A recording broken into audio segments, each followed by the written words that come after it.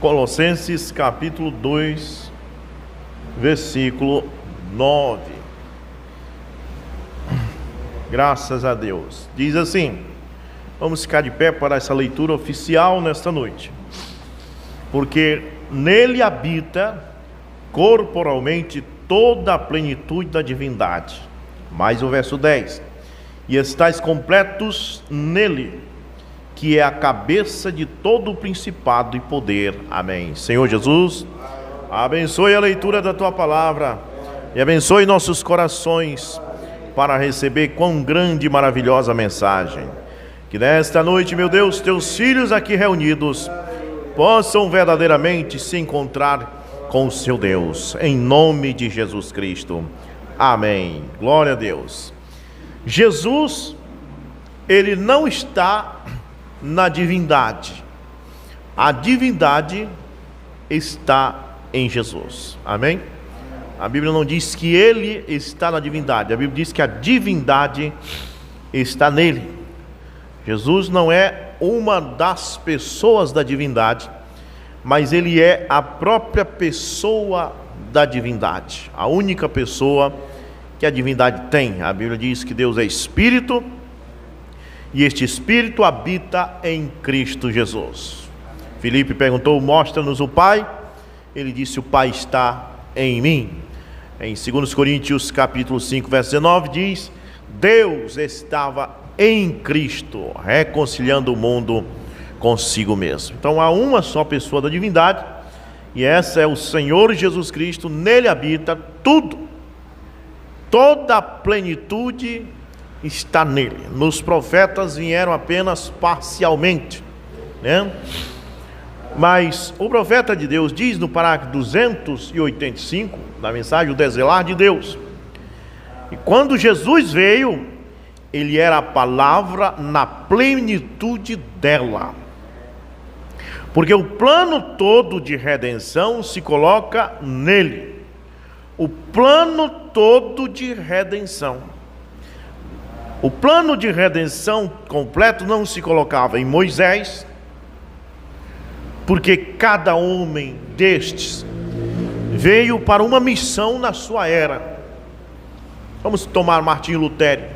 Ele veio para aquela missão que nós conhecemos, justificação, tirar as pessoas das indulgências e das adorações de ídolos, porque a plenitude não estava nele. Então ele apenas tinha uma missão para cumprir, uma parte para fazer, como o pedreiro que apenas faz a parede da casa, mas ele não faz o madeirame, porque ele não entende de carpintaria, né? Ele não pinta, ele não reboca, ele apenas apenas tece as paredes, mas ele não sabe fazer a pintura, ele não sabe fazer os acabamentos, encaixe das portas. E cada homem que vem tem aquela função de fazer aquilo. Então os profetas da mesma forma. Deus enviou Moisés para dar a lei para os israelitas, para tirar eles do Egito, atravessando o Mar Vermelho e colocar a prometida. E para isso que Deus enviou Moisés. Deus não enviou Moisés para outro fim, porque a plenitude da divindade não estava em Moisés. Amém? Então Moisés precisava matar um cordeiro, se as pessoas quisessem ter os seus pecados perdoados. Moisés disse: olha, eu não posso fazer nada a não ser dizer para vocês matarem um cordeiro, né? Porque ele não tinha plenitude, ele só podia fazer o que ele podia. Mas quando veio Jesus Cristo, ele era a plenitude da divindade. Aí ele fez a parede, ele fez a cobertura, ele fez o piso, ele colocou os encaixes da porta, ele fez a pintura, ele fez a casa completa. Amém? Porque ele era a plenitude. Jesus era pastor, Jesus era diácono, Jesus era tesoureiro, Jesus era profeta, era filho de Deus, era filho do homem, era filho de Davi. Ele era tudo, ele era pai, ele era filho, ele era Espírito Santo, ele era alfa, ômega, líder dos vales, toda a plenitude da divindade. Ele não era apenas filho de Deus, ele era também o Pai da eternidade, porque ele era a plenitude. Tem pessoas que querem colocar Jesus só como filho de Deus. Não, ele era o filho de Deus, mas também ele era o pai da eternidade. É o que Isaías 9, verso 6 diz. Ele também era o pai da eternidade, o príncipe da paz, porque toda a plenitude estava nele. Quando você entrava no templo, no Velho Testamento, logo na porta tinha um altar de bronze, e ali tinha um sacerdote, e você trazia um cordeiro para matar. Aquele cordeiro representava Cristo, e o sacerdote que matava o cordeiro também representava Cristo, porque a Bíblia diz que ele é o nosso sacerdote eternamente, segundo a ordem de Melquisedeque. Quando você entrava no Santo dos Santos, tinha ali o altar de incenso, com aroma agradável, cheiro suave, que representava Cristo, que é a rosa de Saron, com seu cheiro, com seu perfume. Ali também estavam os pães da preposição, que representava o quê? A palavra de Deus. Ali estavam os 7 candelabros de ouro, que é a representação dos 7 Espíritos de Deus vindo através das 7 eras, Cristo através das eras. Aí depois, você entra no Santo dos Santos, ali estava a Arca da Aliança, que representava Cristo, a tampa do propiciatório era Cristo, o maná escondido, que nunca apodrecia, que representava a palavra, que é Cristo. Então, tudo aquilo ali era Cristo, porque Cristo é a plenitude da divindade. Amém? Então o profeta diz, quando Jesus veio, ele era a plenitude de redenção, se colocava nele. Não se colocava em José, não se colocava em Elias. Veja, eles eram somente partes da palavra. Nesses o profeta que veio para nós, ele não é a plenitude da palavra, é apenas para os gentios. Ele seria a plenitude da palavra se sua mensagem fosse para os gentios, para os judeus. Mas o profeta dessa era não veio restaurar Israel, não veio restaurar os judeus, sabendo nós que Israel precisa também ser restaurado. É o que diz lá em Atos, capítulo, creio que 15, Tiago diz ali, Deus primeiramente chamará um povo de entre os gentios por seu nome, e depois ele irá a Israel, depois. Então quando ele vem chamar o povo de entre os gentios por seu nome, ele não vem, ele vem num profeta, e um profeta não é a plenitude da palavra. Então ele tem apenas que ganhar aqueles gentios. Amém? Glória a Deus. Então os profetas não são a plenitude da palavra, só Cristo é a plenitude da palavra, habita nele. Está vendo? Agora note, mantenha seus pensamentos aqui. Vem, era conforme eu digo, veja, o plano todo não estava neles, eles estavam apontando para ele. Portanto, depois dele, a plenitude nós não podemos apontar para alguma outra coisa.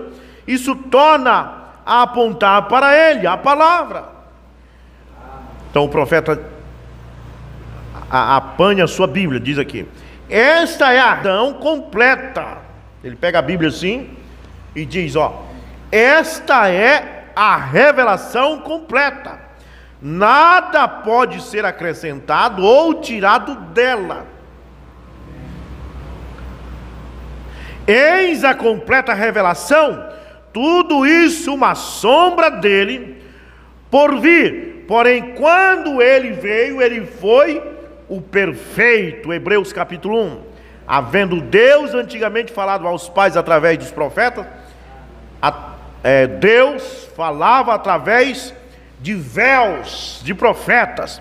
Porém, nesses últimos dias, nos dias de Paulo disse, nesses últimos dias, através de seu Filho Jesus Cristo, aí está, desvelando ali no Calvário, o Filho de Deus desvelado. Agora, quando ele traz a plenitude da palavra na Judéia, no Pentecoste, então ele mesmo disse, eu não ficarei muito convosco, o mundo não me verá mais, vocês me verão, mas o mundo não me verá mais. Eu tenho que sair de cena, e o príncipe da perdição está vindo. Então quando chega ali por volta do ano 150, 200, 300, o que acontece? O povo se afasta da palavra, e aquela plenitude da palavra que ficou no dia de Pentecoste, ela ficou ali, como disse o profeta, O Espírito Santo foi preso durante 7 eras por rios denominacionais. A denominação prendeu o Espírito Santo, porque quando a igreja é proibida de profetizar, quando a igreja é proibida de pregar, quando a igreja é proibida de falar em línguas, quando a igreja é proibida de glorificar, isso prende o Espírito Santo. Mas nessa última era, a palavra volta de novo, e vem um profeta, não que esse profeta seja a plenitude, mas ele aponta de volta para a plenitude, e é por isso que eu levanto minha Bíblia como ele levantou naquele dia. Aqui está, um verdadeiro profeta aponta para a palavra. Então a mensagem titulada, olhe sempre para Jesus. Nenhum homem de Deus diz, a minha igreja é a verdadeira. Não, quando você vê um homem dizer isso, ele não é de Deus. O homem de Deus diz, Jesus é a verdade. Um homem de Deus não defende a sua igreja, a sua denominação. O homem de Deus defende a palavra. Louvado seja o Senhor Jesus Cristo.